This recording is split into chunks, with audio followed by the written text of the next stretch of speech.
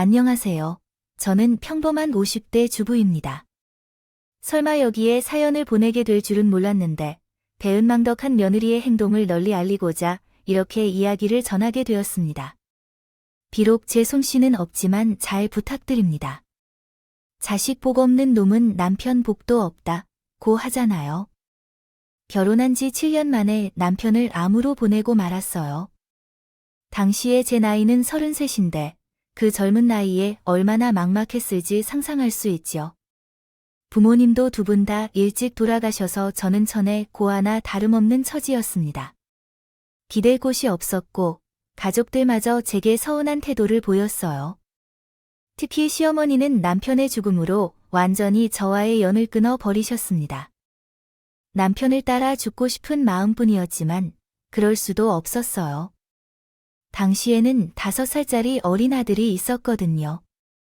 장례식을 치르고 집에 돌아왔는데 아빠는 어디 갔냐며 묻는 그 핏덩이를 끌어안고 얼마나 울었는지 몰라요.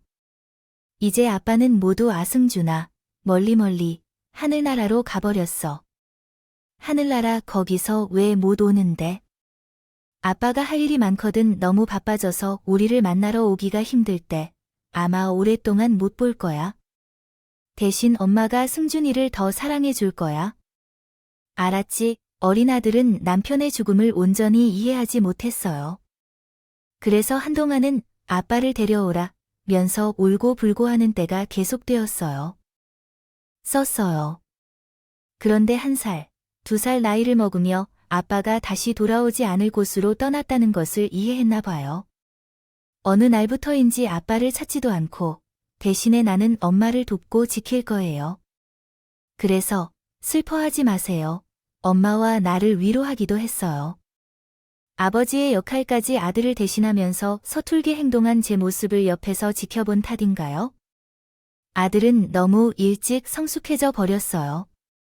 초등학교 때부터 그 고사리 같은 손길로 가사 일을 도와주고 공부도 잘했어요.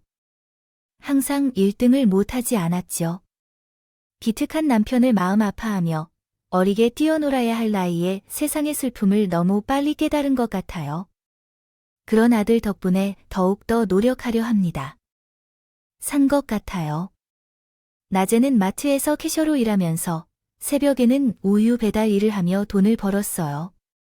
남편이 돌아가면서 남긴 보험금이 있었지만 그건 아들의 대학 등록금과 결혼 자금으로 남겨두고 싶었거든요.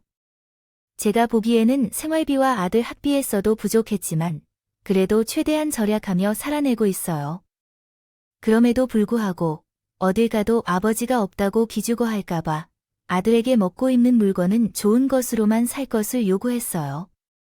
전 시장에서 산싸구려 신발을 미창이 몇 번이고 떨어져도 신어도 아들 운동화는 백화점 브랜드 제품으로 사주곤 했죠. 다른 아이들이 다 가지고 있는 것처럼 말이에요. 전자사전이나 mp3 플레이어와 같은 전자기기도 제 점심을 사주며 굶지 않게 했고요. 그런 나의 노력을 알아준 걸까요? 아들은 사춘기 때도 큰 문제를 한 번도 일으키지 않고 잘 자라줬고요. 대학 졸업 후 우리 지역에서 가장 크고 유명한 회사에 입사했어요. 첫 월급을 받은 날에는 아들을 안아주며 펑펑 울었다고 해요. 글쎄.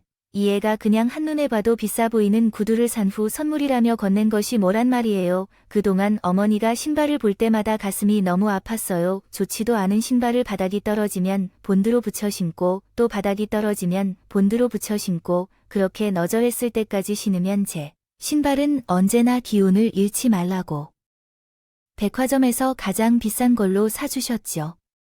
그게 너무 감사하면서도 죄송했어요. 이제는 제가 돈을 열심히 벌어서 어머님께 해주신 만큼이 아니라 더 많이 효도할 테니까 걱정 마세요. 어머니에게 차사를 해주는 건 당연한 일이지 그것뿐인데 그렇게 죄스럽다니 무슨 말인가요? 그리고 내가 고생해서 번 돈으로 이런 걸 다 샀어. 딱 봐도 비싸 보이지만 그동안 어머님이 나에게 해주신 것에 비하면 아무것도 아닙니다. 얼른 신어보세요. 사이즈가 안 맞으면 교환해야 하니까. 아들의 재촉으로 어쩔 수 없이 신발을 신어봤어요. 비싼 거라 그런지 발에 착 감기는 것이 좋긴 좋더군요. 그 이후에도 아들은 월급으로 자주 택시를 이용했어요.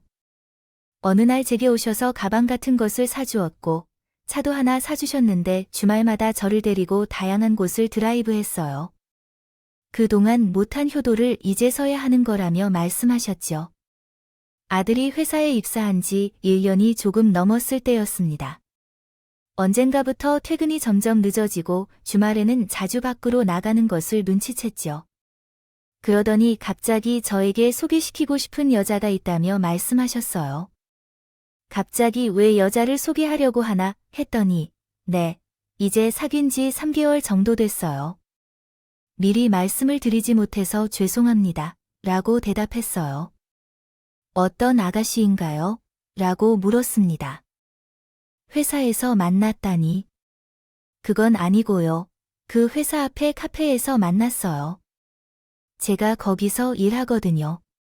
그래, 몇 살이에요? 좀 어려요, 이제. 26. 그래, 4살이면 궁합도 안 볼 만큼 천생연분이라는데, 잘 됐네. 그때까지는 그저 드디어 아들도 다 커서 연애를 하는구나, 감개무량했어요. 그동안은 공부하느라 취업 준비하느라 바빠서 여자한테는 관심이 없었거든요. 그런데 이게 웬걸, 아들이 갑자기 결혼 얘기를 꺼내는 게 아닌가요? 전 단순히 여자친구를 소개해주겠다는 줄 알았는데 그게 아니라 그 아가씨와 결혼하고 싶다고 하더라고요. 인사를 드리러 오려는 거였어요. 전 연예인 만난 지 3개월밖에 안 됐다면서 너무 이른 거 아닌가 싶었죠. 좀 빠르지 않니? 아무리 좋은 사람이라고 해도 1년은 만나봐야지. 제 만류의 아들은 좀 난감해하는 기색이었어요. 한참 머뭇거리더니 갑자기 청천벽력 같은 말을 하더군요. 실은 여자친구가 임신했어요. 애를 가졌단 말이야. 그 병원 가서 확인해 보니까 이제 8주 됐대요. 배 더 부르기 전에 식을 올리려면 서둘러야 할 것 같아요. 생전 사고 한 번 안 치던 모범생 아들이 설마 혼전 임신을 할 줄이야. 너무 당황스럽더군요. 그런데 이미 태어난 아이를 없애라고 말할 수도 없죠. 그 아가씨네 집안에도 너무 미안해요. 얼른 결혼하라고 했었죠. 그래서 이름의 봄 아들과 처음 만난 여자친구와 곧 결혼을 했고 그해 가을에 아름다운 딸을 낳았습니다. 그때부터 제 인생의 본격적인 고난길이 시작되었죠. 사실 며느리는 처음 만났을 때 제 마음을 사로잡은 사람은 아니었어요. 얼굴은 예쁘게 생겼지만 어떻게 접근해야 할지 모르겠는 점이 있었죠. 냉랭한 인상이 있고 애교도 없으며 무뚝뚝한 면이 있었어요. 게다가 요즘 젊은 사람들처럼 똑부러지고 자기 주장도 강해서 본인의 의도와는 다르게 행동하기도 했지만요. 가시도 친말투로 상처를 받은 적이 여러 번 있었어요. 특히 결혼 전 합가 문제로 마음이 많이 상했죠. 어머님께 돌려 말하고 이런 걸 못해서 그냥 솔직히 말씀드릴게요. 제 오빠는 어머님과 함께 살고 싶대요. 하지만 제가 솔직히 불편한데요. 원래도 예민한 편이라 임신하고부터는 더 그래서 어머님을 잘 챙겨드릴 자신이 없어요. 아이를 낳으면 정신을 잃을 텐데요. 함께 살면 분명 서로 맞지 않는 일이 생길 것이고 어머님을 서운하게 할 일이 생길 텐데. 그러기보다는 따로 사면서 적당한 거리를 유지하는 게 나을 것 같아요. 저는 말할 틈도 주지 않고 그렇게 다다다 쏟아내면 뭐라고 할까요? 대꾸해야 할지도 모르겠어요. 제가 합가하고 싶다는 뜻으로 느낌을 준 적도 아닌데. 그런데 먼저 공손히 걸어 들어와서 날 깜짝 놀라게 했더라고요. 하지만 그렇다고 며느리와 대립하고 싶은 마음은 없었어요. 친구들은 그런 며느리는 초반부터 자세히 정비해야 한다고 조언했지만 나는 굳이 나서서 대립하고 싶진 않았어요. 남편이 돌아가기 전까지 시어머니한테서 정말 많이 고생했거든요. 그래서 며느리의 말에 고개를 끄덕였어요. 그래, 나는 걱정하지 말고요. 둘만 있으면 잘 살 거예요. 몸을 건강히 유지하고 어려운 일이 있으면 얘기해 주시고 이해해 주셔서 감사합니다. 계속 어머니를 모셔야 한다고 고집은 거예요. 어머님께 따로 말씀드리는 게 좋을 것 같았어요. 저희 이야기를 오빠에게 비밀로 해주시면 좋겠습니다. 어머님이 혼자 살고 싶다고 말씀하면 더 좋겠고요. 걱정 마시고 며느리의 적임자인 저는 아들에겐 합치지 않겠다고 말했어요. 아들은 원망스럽지만 제가 고집을 부리자 결국 제 뜻을 따르겠다고 했어요. 그래서 아들을 시집 보낸 후 저는 혼자 살기 시작했어요. 그동안 모은 돈으로 아들에게 신혼집을 마련해주긴 했으나 빈털털이나 다름이 없었어요. 앞으로의 생활 및 노후 준비는 어떻게 해야 할지 눈앞이 캄캄해졌죠. 그 즈음에 아들의 권유로 마트 캐셔와 우유 배달 일을 그만두고 상태가 되었어요. 급한 마음에 지인 소개를 받아 식당 주방에서 설거지 일을 시작했죠. 하루 종일 선체로 끝없이 쌓인 접시들을 씻어야 했는데 집에 돌아오면 팔과 다리가 부어서 아무것도 할 수가 없었어요. 입맛을 위해 누운 채 혼자 끙끙대며 앓고 있자니 아들과 함께 보낸 시간이 그리워졌어요. 힘들게 키워온 자식이 누군가에게 빼앗겼다는 생각에 상실감이 들기도 했습니다. 하지만 이미 자기만의 가정을 이루기 시작한 아들에게 그런 마음을 밝힐 순 없었습니다. 하지만 아들은 여전히 아들이었습니다. 제가 다시 식당 일을 시작한 것을 알게 되자 곧장 그만두라고 했는데도 다달이 생활비를 지원해 주겠다고 했습니다. 괜찮다고 해도 이상한 느낌이었습니다. 다 큰 아들은 이미 일에 열심히 하고 있는데 왜 굳이 힘들게 일하라며 그러시는지 이해가 되지 않았습니다.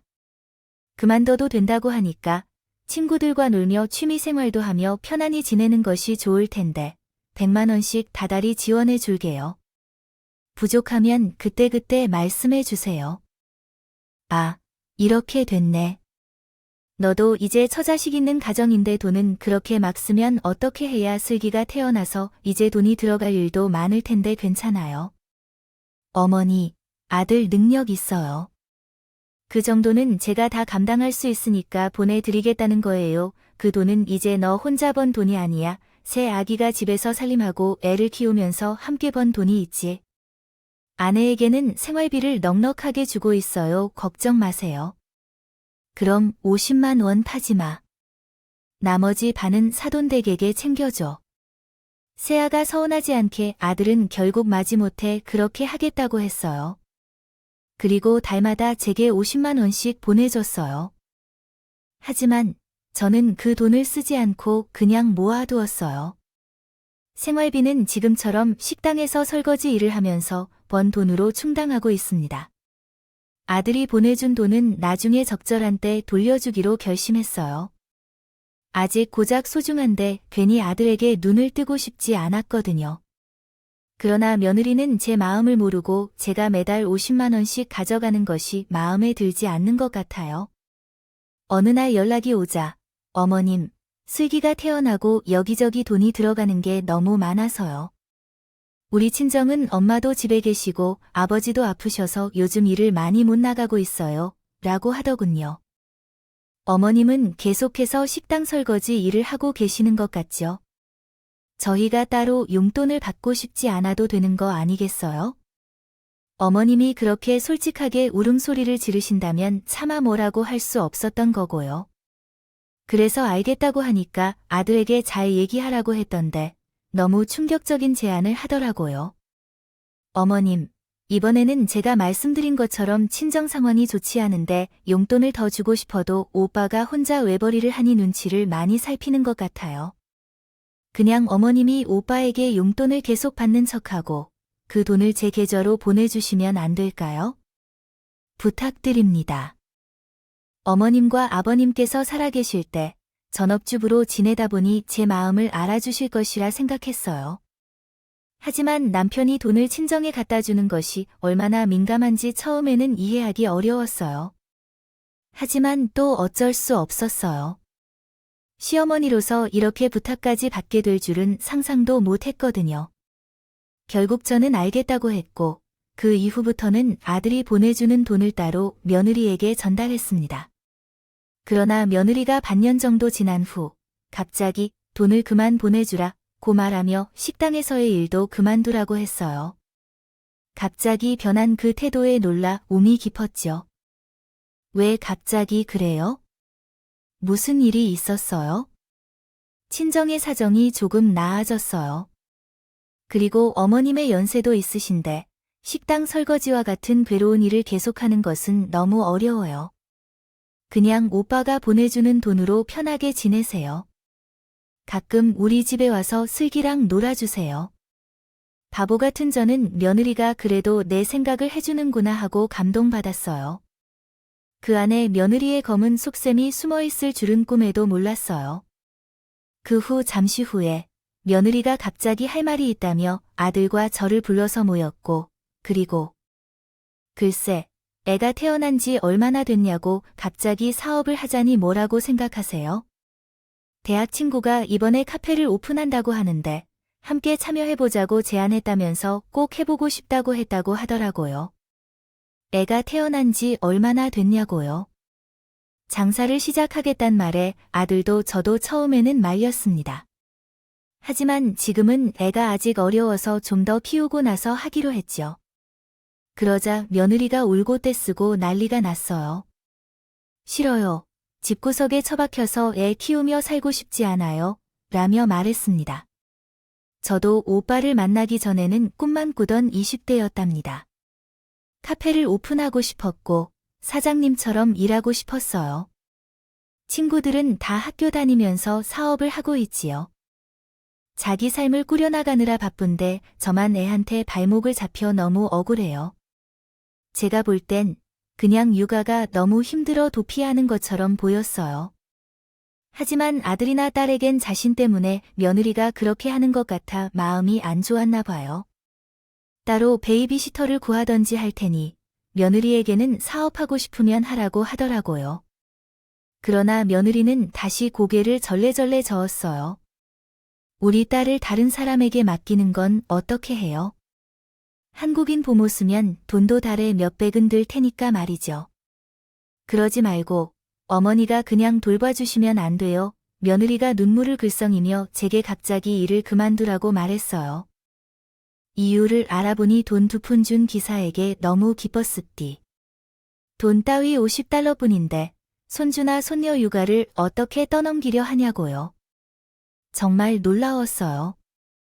제가 아무 말도 못하고 뚱뚱하게 앉아있자 며느리가 좀 더 적극적으로 간구하기 시작했어요.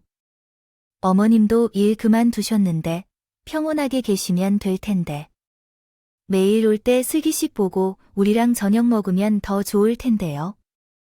아니군요. 여기서 우리 집까지 거리도 멀고 체력도 예전 같지 않아서요. 그치요. 어머님이 나이면 아직 많이 남았지요. 그리고 슬기로운 얌전한 애기를 아시잖아요. 손이 끼는 일에 돈 얼마나 들지요. 그냥 내버려 두세요. 제때 분유를 먹이고 기저귀를 갈아주는 것만으로는 부족해요. 부탁드릴게요. 꼭 카페를 운영하고 싶단 말인데요. 가게를 차리고 수익을 올린다면 그때부터는 용돈도 더 주겠습니다. 제가 며느리답게 애교를 부리고 매달려도 참 난감했어요. 그러던 중 우리를 지켜보던 아들께서 먼저 입을 열어서 도와주겠다고 했어요. 아니야, 사람을 구해놓았는데 어머니, 라고 했더니 디스크 때문에 허리가 좋지 않으시면서도 육아는 어떻게 하냐고 했을 때 며느리는 인상을 찌푸리고 성을 내더군요. 그렇다면 어떻게 해야 한다는 거니?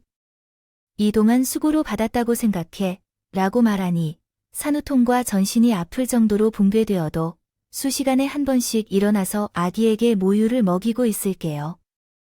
잠도 제대로 못 잤어요. 사는 게 아니라고 해요. 더구나 나 혼자 힘겨워하는데 왜 키우는 것도 나 혼자 해야 합니까? 그러니까 사람을 쓰자고 했잖아. 당신이 벌어오는 돈이 부족한데 어떻게 그렇게 해요? 기존에 쓰던 돈에 나가게 차린다면 돈이 줄줄 터지게 될 건데 그게 제일 크게 키나 해요. 돈 얘기가 나오자 아들은 입을 꼭 다물었어요. 아들이 대기업에 다니며 벌이가 풍족하긴 해도 베이비시터를 고용할 만큼 여유로울 만한 게 아니었거든요. 아들이 그렇게 당황해하는데 어떻게 엄마인 저가 외면할 수 있었겠어요? 결국 저는 아들과 며느리에게 입을 열었습니다. 아, 이거 싸우지 마라. 어차피 집에 혼자 심심하던 차였어. 여기 와서 슬기를 보고 하면 나야 좋지, 정말요, 어머님. 역시 어머님이라면 그렇게 말씀해 주실 줄 알았어요. 감사합니다. 며느리는 제 손까지 잡고 너무나 기뻐했어요. 아들은 여전히 걱정스러운 눈치였지만 한결 마음이 푹 놓였다는 듯이 제게 힘들면 언제든 말씀하세요 아셨죠? 하더군요. 그 뒤로 며느리는 바로 카페를 차려 바쁘게 살기 시작했고 저도 아들 집을 왕래하며 손녀딸을 돌보기 시작했습니다. 그래도 아들을 홀로 키워낸 경험이 있으니 힘들어도 견딜 수 있을 거라고 생각했어요. 그런데 체력이 한창이던 30대 때와 할 때와 다르게 늙어서 하는 손녀 육아는 차원이 다르더군요. 가뜩이나 팔다리며 허리가 속덜송한 곳이 없는데 하루 종일 애를 안고 어르고 하다 보니 온몸의 뼈마디가 옥신거렸어요. 특히 손목인대가 너무 심하게 늘어나서 일주일에 사흘은 정형외과에 가야 했죠. 아들한테는 차마 올 소리를 지를 수 없어서 며느리에게 힘들다고 얘기했지만 며느리들은 척도 하지 않았네요. 가게 쉬는 날은 집에서 모두 함께 시간을 보내기로 했는데 손녀들을 살펴보라는 요청에도 여러 핑계를 대며 결국 집을 나가게 되었어요. 그렇지만 며느리의 행동은 거기서 끝나지 않았어요. 오히려 집안일도 제게 떠넘기게 했지요. 며느리가 운영하는 카페가 장사가 잘 되면서 수입도 많아지고 여러 명의 알바생도 고용하기 시작했어요. 전자요? 돈을 아끼려면 살림을 조금 도와주거나 가사 도움을 받는 것도 괜찮을 텐데, 그러나 돈이 아깝다, 며 모르쇠를 하더라고요. 그래서 결국은 손녀들의 도움을 받아 요리하게 되었습니다. 그렇게 되어서 빨래나 청소와 같은 것도 자연스럽게 맡게 되었죠. 그런데도 며느리는 저에게 감사한다거나 수고한다는 말 한 번도 없었어요. 오히려 아들 대신 용돈이라도 손에 쥐어 주어 본 적이 없었죠. 아들이 있을 때는 입 빨리 한마디 하기도 했죠. 아들이 퇴근하기 전에 귀신처럼 들어와 어머님 많이 힘들어하셨죠. 이제 슬기 저에게 맡기시고 식사하세요. 어떻게 반찬이 입맛에 맞을지 모르겠어요 한다며 가증을 했었거든요. 아무것도 모르는 아들은 저가 매일 와서 손주와 손녀를 몇 시간 동안 보고 가는 것 같았어요. 억울하기는 했지만 굳이 나서서 그를 키우고 싶진 않아요. 그냥 참았지만 손녀 딸 키우는 것은 전부 괴롭지만은 않았어요. 나의 새끼피를 이어받은 아이니까 예쁘지 않을 리가 없었어요. 또한 손녀 덕분에 아들 집에 자주 왔다 갔다 하면서 생각지도 못한 친구도 사귀게 되었어요. 그 중에서도 맞은편 집에 사는 나와 같은 나이의 남자가 있었고 처음에는 그냥 오가면서 스칠 때 눈 인사만 나누는 관계였어요. 어느 날 우연히 엘리베이터를 같이 타게 되었는데 그분이 먼저 왜 앞집 사냐고 말을 걸었어요. 제가 아니에요. 여기는 아들 집이에요. 손녀, 딸을 키우느라 자주 들리고 있어요. 아이 대단하시네요. 황혼 육아만큼 힘든 게 없다는데 손녀와 딸이 너무 예뻐서 힘든 줄도 몰라요. 그러시군요. 저는 김석두라고 합니다. 앞으로도 종종 얼굴 보면서 인사합시다. 네, 그래요. 저는 박경옥이라고 해요. 그렇게 인사하고 엘리베이터에서 내리려던 순간이었어요. 갑자기 엘리베이터가 흔들리더니 그대로 멈춰버리는 게 아니겠어요. 엘리베이터에 갇혀본 건 처음이었기에 얼마나 놀랐는지 몰라요. 그 자리에 주저앉아 달달 떨기만 했죠. 그러자 석수 씨가 다가와서 저를 부축하더군요. 괜찮아요. 이 물도 좀 마시고요. 석 씨는 가방 속에서 보리차를 꺼내 내밀었어요. 그걸 한두 모금 마시고 호흡하니 조금 나아졌습니다. 며느리가 황당한 거짓말로 위기를 피하려고 애를 썼어요. 그동안 아들 앞에서 현모양을 한 척하고 고부관계가 좋은 척 굴었으니까 그럴 만도 했죠. 하지만 어떻게 하늘이 손바닥으로 가리기를 할 수 있겠어요? 어떤 이상한 낌새를 느낀 아들은 저에게 상황을 설명해달라고 요구했고 결국 저는 그동안 며느리와 있었던 일들을 전부 얘기했어요. 제 핸드폰에 자동 통화 녹음 기능이 설정되어 있었기 때문이죠. 아들은 혹시라도 믿지 않을까봐 그동안 며느리와의 통화 내역이나 돈을 보내준 계좌 내역을 싹 보여줬어요. 아들은 한동안 아무 말도 없었고 그러더니 며느리를 향해 몸을 돌리더군요. 당신은 우리 어머니께 고마운 척 잘하는 척 했던 것도 전부 다 연기였던 거야? 그게 그러니까 미안해요. 난 그저 며느리의 뒷말은 더 이어지지 못했어요. 아들이 그대로 며느리의 뺨을 때려 버렸거든요. 며느리는 뺨을 감싼 채 한동안 아무 말도 하지 못했어요. 그러면서 이내 정신이 나간 사람처럼 악을 쓰더군요. 어떻게 오빠가 날 때릴 수 있어요? 언제는 나밖에 없다더니, 어머님보다 날 더 사랑한다더니. 나 더는 오빠랑 못 살겠어요. 어린 나이에 시집와서 이렇게 애 때문에 발목 잡힌 것도 싫고 마마보인 오빠에게 사랑을 구걸하는 것도요. 저는 싫어요. 우리 그냥 이혼해요. 또 시작이네. 넌 내가 불리할 때만 이혼 얘기를 꺼내지. 그럼 내가 무조건 잘못했다니까.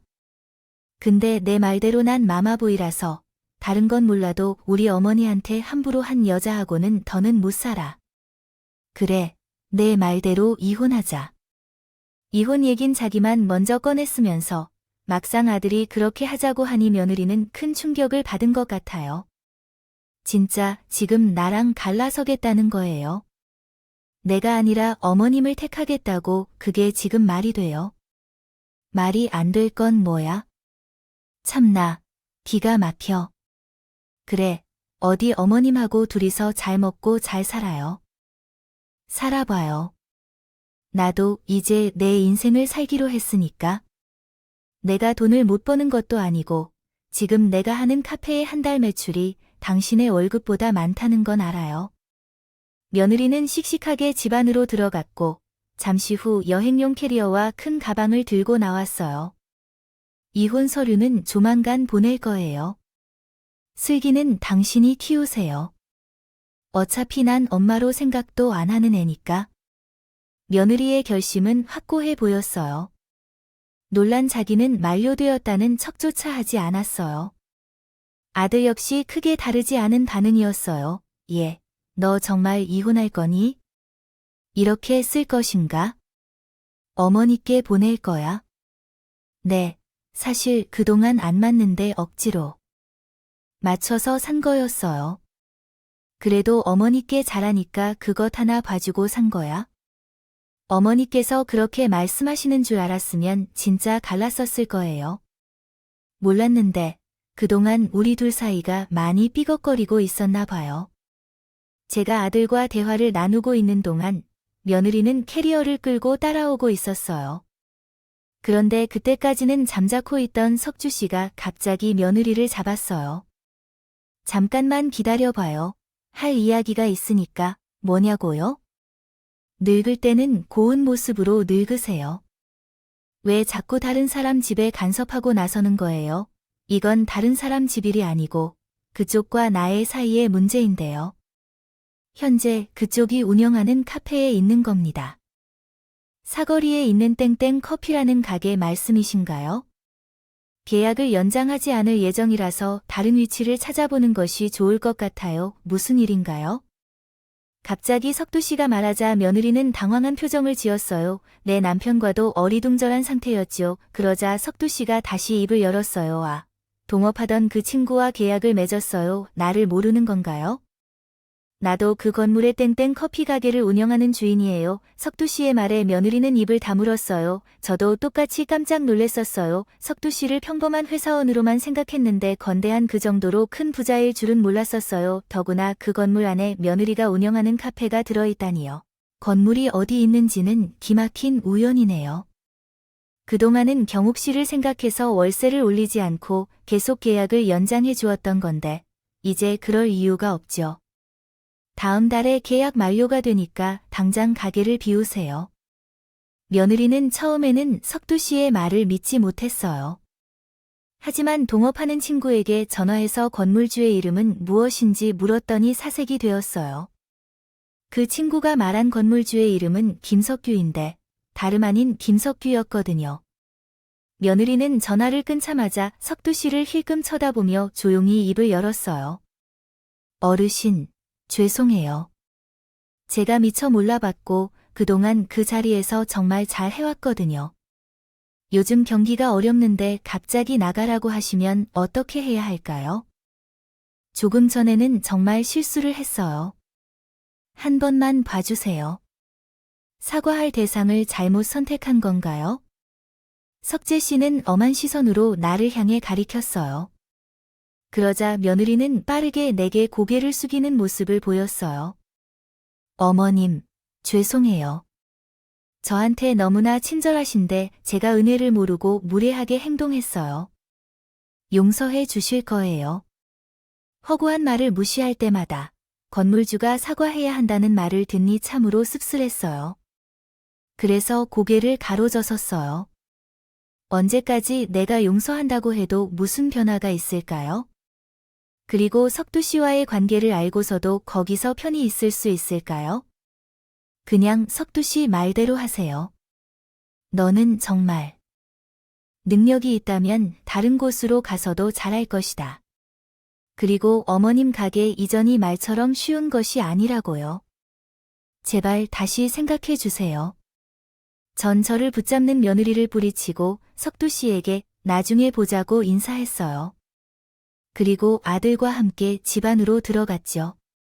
당황한 며느리가 문 밖에서 저를 목 놓아 부르기 시작했지만 끝까지 모른 척했어요. 결과적으로 아들과 며느리는 이혼했어요. 모르고 있었는데 며느리는 그 동업하는 친구와 관계를 갖고 있었던 것 같더군요.